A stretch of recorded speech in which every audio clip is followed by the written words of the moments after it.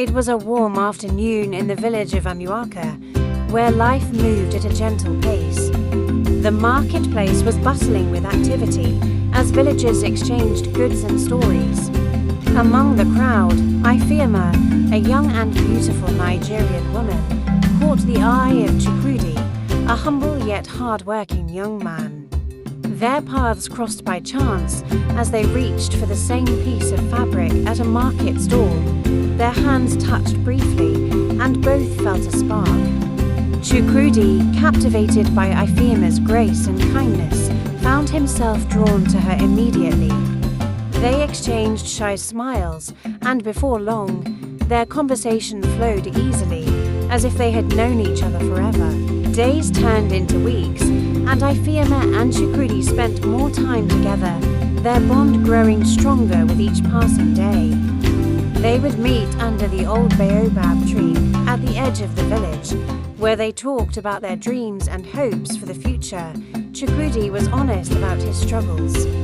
He was poor and had little to offer materially, but his love for Ifeoma was pure and unwavering. Ifeoma admired his honesty and hard-working nature, and she, too, shared her dreams of a happy family and a peaceful life. Not far away, in the family compound, Chinyere, Ifeoma's older sister, watched with growing jealousy. Chinyere had always been envious of Ifeoma's beauty and the attention she received, and seeing Chukwudi so smitten with her younger sister only fueled her envy. Chinyere decided she wanted Chukwudi for herself, not out of love, but out of a desire to have something that Ifeoma had. She began to subtly interfere, planting seeds of doubt in Ifeoma's mind, suggesting that Chukwudi might not be as sincere as he appeared. Despite Chinyere's efforts, Ifeoma and Chukwudi's love continued to flourish. However, Chukwudi knew he needed to provide a better future for Ifeoma. One evening, under the baobab tree, he told her about his plan to leave the village and seek work in the city. It was a difficult decision, but he promised Ifeoma he would return as soon as he could, ready to marry her. Tears filled Ifeoma's eyes as she listened, but she knew it was the right thing to do. She trusted Chukwudi and believed in their love. They shared a heartfelt goodbye, with Chukwudi promising to return for her. With Chukwudi gone, Chinyere grew increasingly frustrated. Her attempts to win him over had failed, and now he was off to the city, with Ifeoma still in his heart. Chinyere decided she needed to come up with a new plan. She couldn't stand the thought of Ifeoma marrying Chukwudi and living a happy, prosperous life while she remained in the shadows.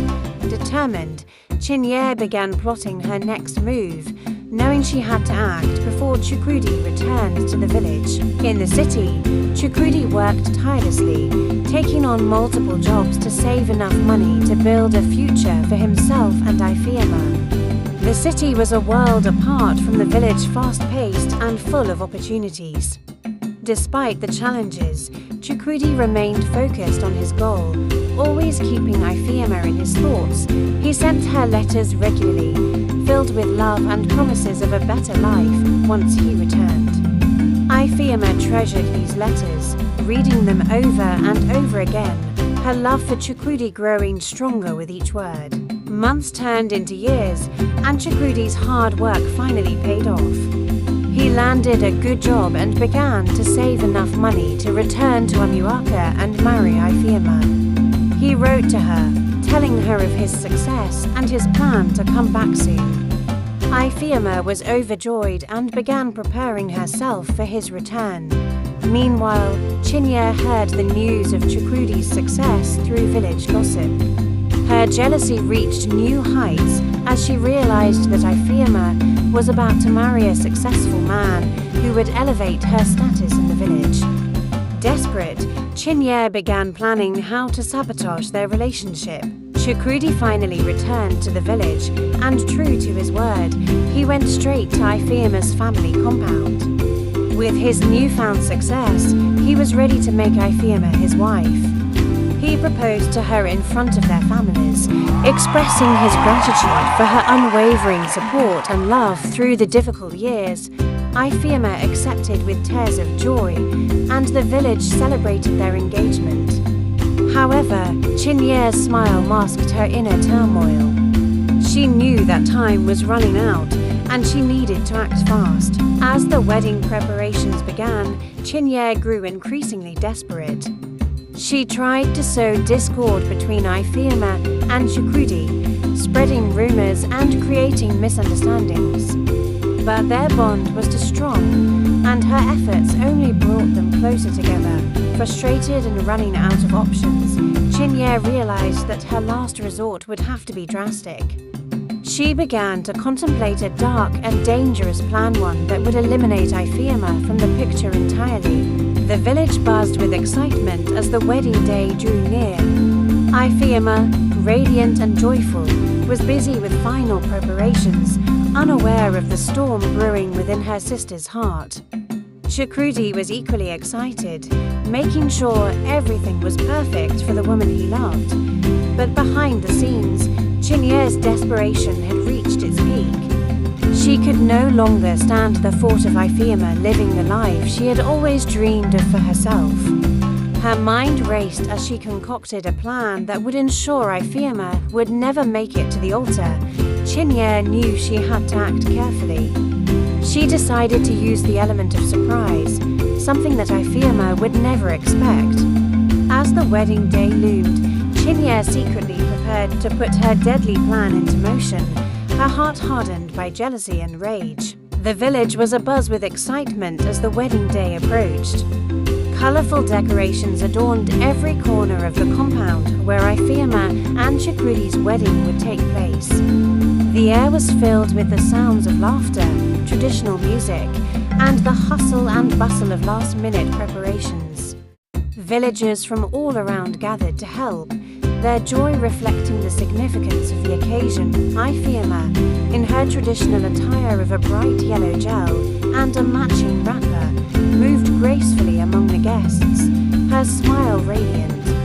Chukwudi, dressed in a crisp, white agbada, was busy overseeing the arrangements, making sure everything was perfect for his beloved. As the village celebrated, Chinyere remained in the background, her anger simmering beneath her calm exterior.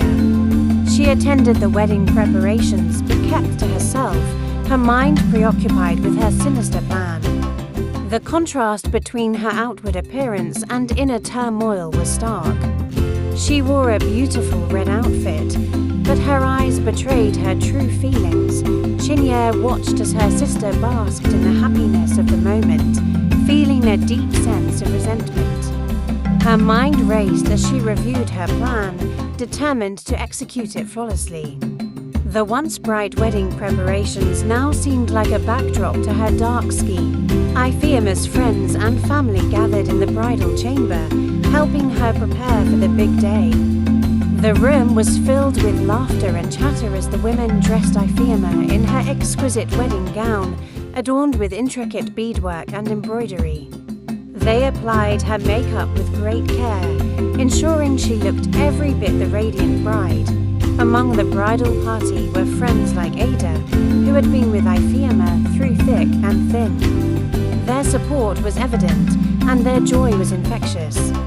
They shared stories, sang traditional songs, and admired Ifeoma's beauty, knowing she was about to embark on a new chapter of her life. As the day of the wedding approached, Chukwudi experienced a mix of excitement and nervousness. He had invested a lot in making this day perfect for Ifeoma, and he wanted everything to go off without a hitch. He paced back and forth, checking the venue and ensuring that all the details were in place. His friends, including Emeka and Uch, tried to calm him down, offering words of encouragement and support.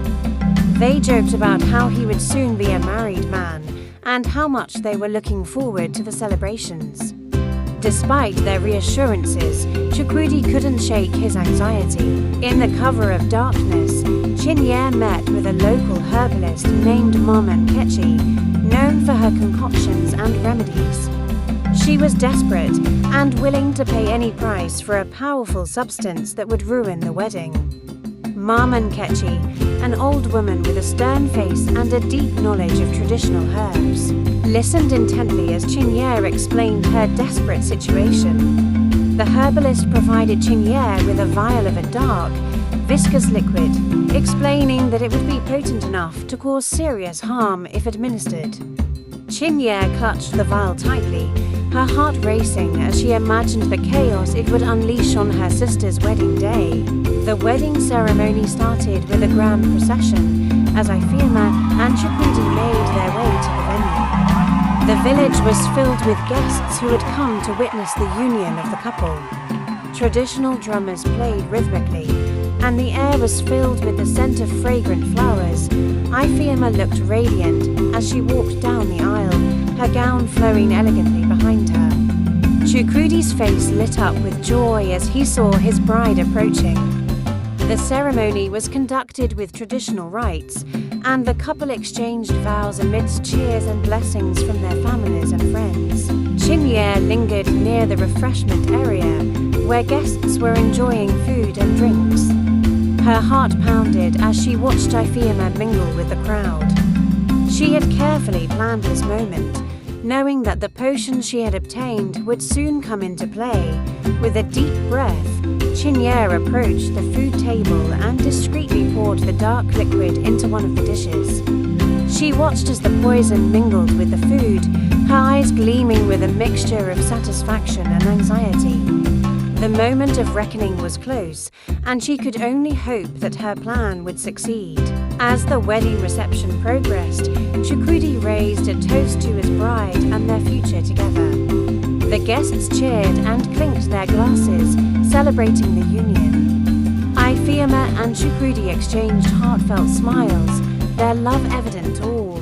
Unbeknownst to them, the dish with the poison had already been served. Chinyere watched nervously from a distance, her anxiety building as the guests began to eat. She hoped that her plan would come to fruition, but also feared the possibility of being discovered. As the evening wore on, guests began to show signs of discomfort.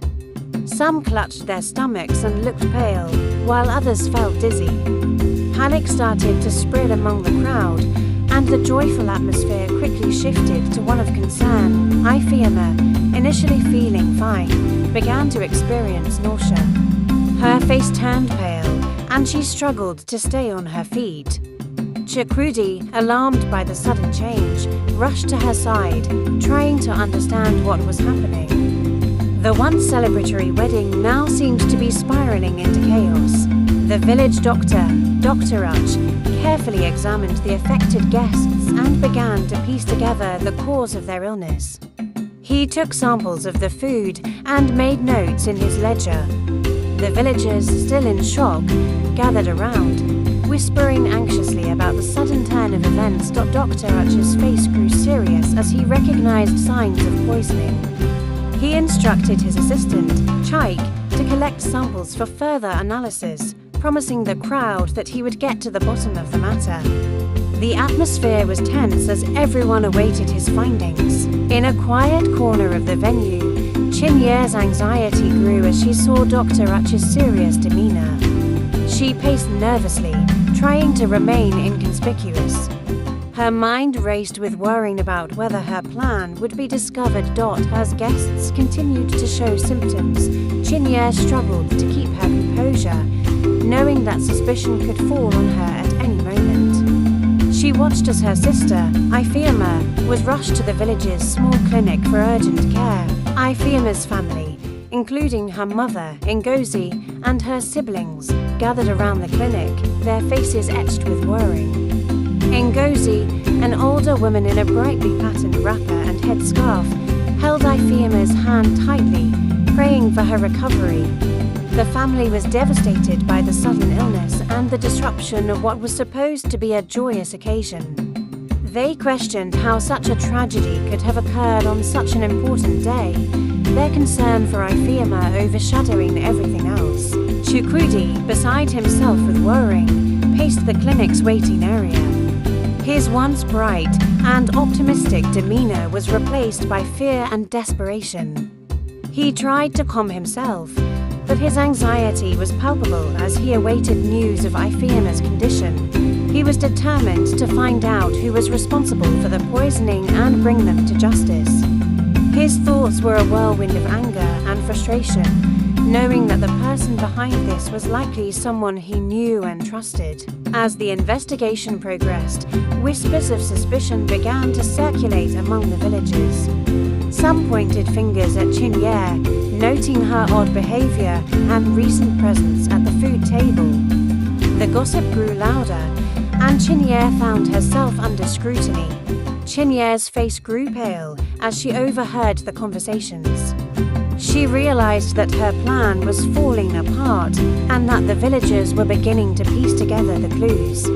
Her anxiety turned into panic as she tried to deflect attention from herself.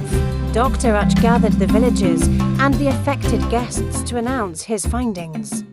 He confirmed that the symptoms were consistent with poisoning and that the food samples had tested positive for a toxic substance. The news spread quickly, heightening the atmosphere of fear and anger. Dr. Uch reassured everyone that he was working to identify the exact nature of the poison and urged the community to stay calm and cooperate with the investigation. The revelation intensified the search for the culprit. The village became divided as rumors and suspicions spread. Some believed the evidence against the accused woman, while others, like Chukwudi, had their doubts. The once close-knit community was now fractured, with neighbors turning against each other.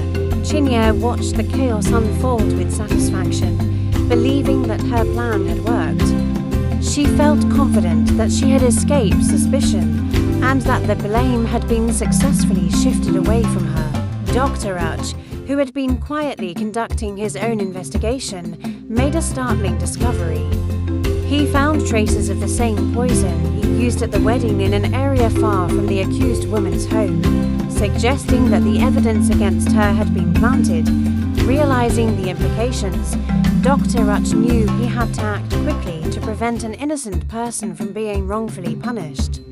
He decided to share his findings with Chukwudi, hoping that together they could uncover the true culprit. Armed with the new evidence, Chukwudi and Dr. Uch confronted the village elders, presenting their findings and casting doubt on the case against the accused woman. The elders, who had been prepared to pass judgment, listened carefully as the two men made their case. Chinyere, who had been confident in her plan, began to feel the walls closing in as the tide turned against her.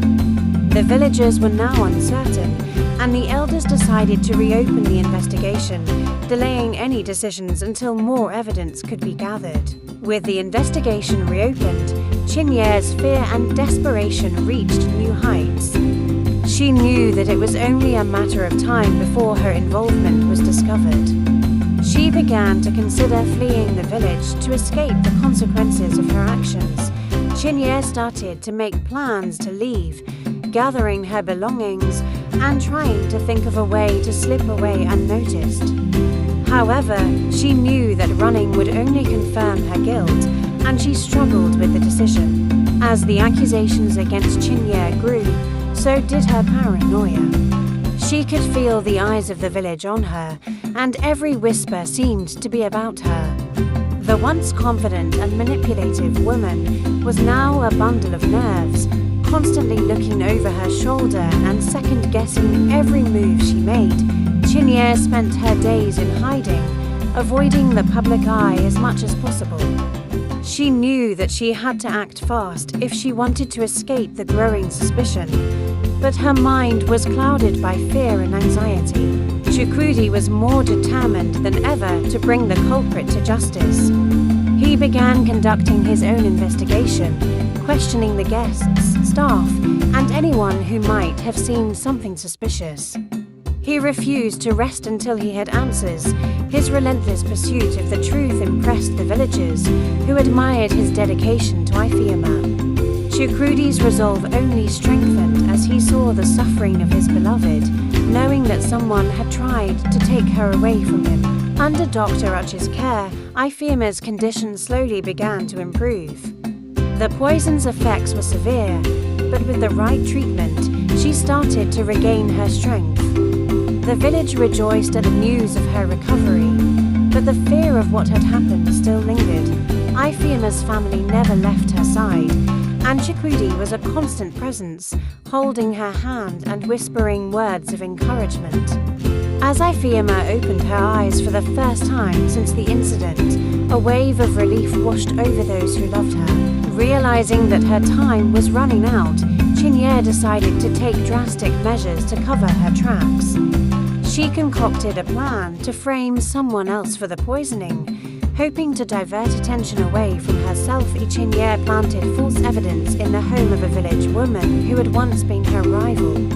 She believed that if she could successfully shift the blame, she would be free from suspicion and could carry on as if nothing had happened.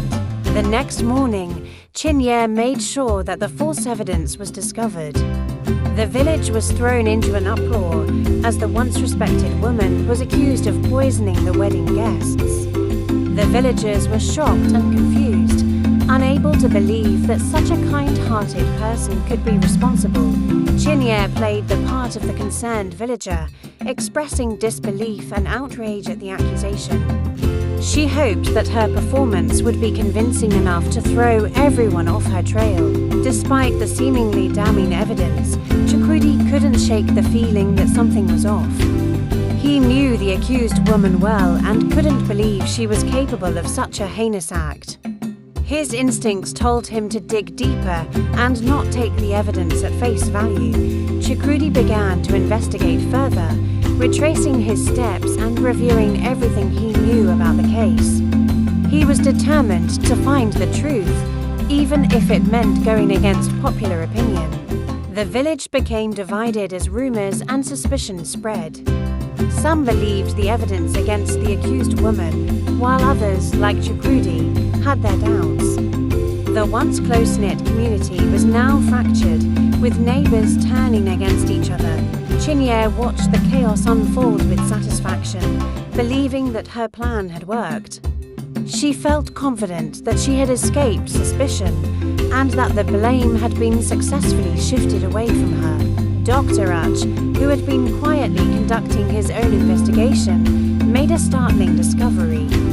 He found traces of the same poison he used at the wedding in an area far from the accused woman's home, suggesting that the evidence against her had been planted.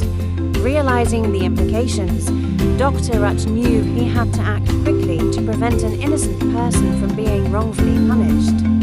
He decided to share his findings with Chukwudi, hoping that together they could uncover the true culprit. Armed with the new evidence, Chukwudi and Dr. Uch confronted the village elders, presenting their findings and casting doubt on the case against the accused woman. The elders, who had been prepared to pass judgment, listened carefully as the two men made their case. Chinyere, who had been confident in her plan, began to feel the walls closing in as the tide turned against her. The villagers were now uncertain, and the elders decided to reopen the investigation, delaying any decisions until more evidence could be gathered. With the investigation reopened, Chinyere's fear and desperation reached new heights. She knew that it was only a matter of time before her involvement was discovered. She began to consider fleeing the village to escape the consequences of her actions. Chinyere started to make plans to leave, gathering her belongings and trying to think of a way to slip away unnoticed. However, she knew that running would only confirm her guilt, and she struggled with the decision. The village buzzed with tension as more evidence came to light. The elders, now doubting the initial accusations, continued their investigation, and the trail of clues began to point more clearly toward Chinyere. The villagers, who once admired her, now whispered behind her back, their suspicions growing stronger by the day. Dr. Uch and Chukwudi worked tirelessly to piece together the final details of their investigation.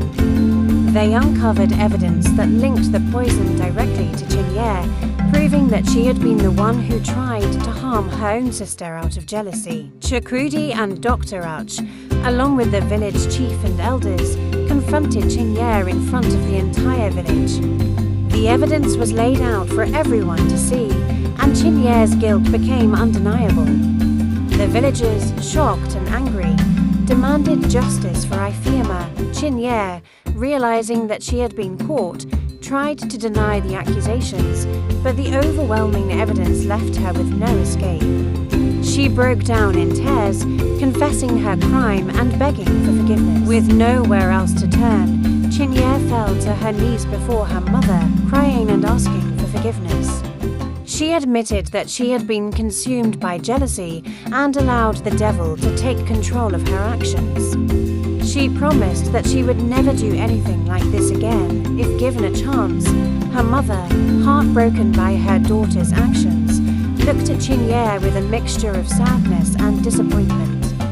She reminded Chinyere that she had always been jealous of Ifeoma, even as a child, and that this was not the first time she had let her jealousy get the best of her.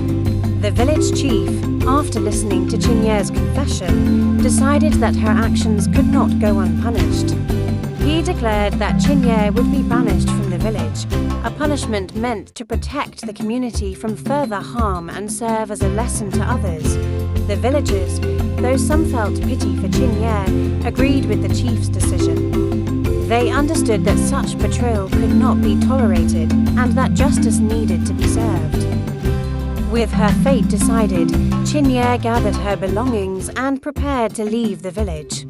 As she walked through the village for the last time, she was met with stares of judgment and whispers of disappointment. Her once proud stride was now slow and defeated. Her mother, though deeply hurt, could not bring herself to say a final goodbye.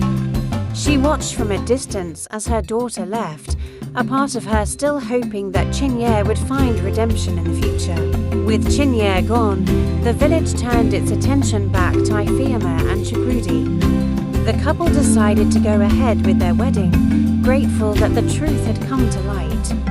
The village came together to celebrate, and the joyous occasion lifted the dark cloud that had hung over them. Ifeoma, now fully recovered, looked radiant in her wedding attire. As she walked down the aisle, she felt a deep sense of relief and happiness, knowing that she could finally start her life with the man she loved. After the ceremony, Ifeoma and Chukwudi received the blessings of their parents. Despite the pain of recent events, their families were united in their happiness for the couple.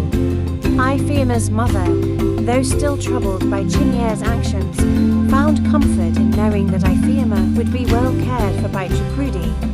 The parents offered their heartfelt prayers for the couple's future, asking for prosperity, love, and many children to bless their union. The wedding celebration continued with a grand banquet, where the villagers feasted and danced in honor of the newlyweds. The air was filled with laughter, music, and the scent of delicious traditional Nigerian dishes. Ifeoma and Chukwudi danced together, their hearts full of joy and gratitude. The village, having overcome the darkness of jealousy and betrayal, rejoiced in the happiness of the couple, and the sense of community was stronger than ever. After the wedding, Ifeoma and Chukwudi left the village for the city, where they would start their new life together. The villagers sent them off with well wishes and prayers for a prosperous future. As they drove away, Ifeoma looked back at the village, feeling a deep sense of closure and peace. In the city, the couple built a life filled with love, respect, and mutual support. They never forgot the lessons of their past, and their bond grew stronger with each passing day. Ifeoma's strength and Chukwudi's unwavering love ensured that they lived happily ever after, far from the shadows of jealousy that had once threatened to tear them apart.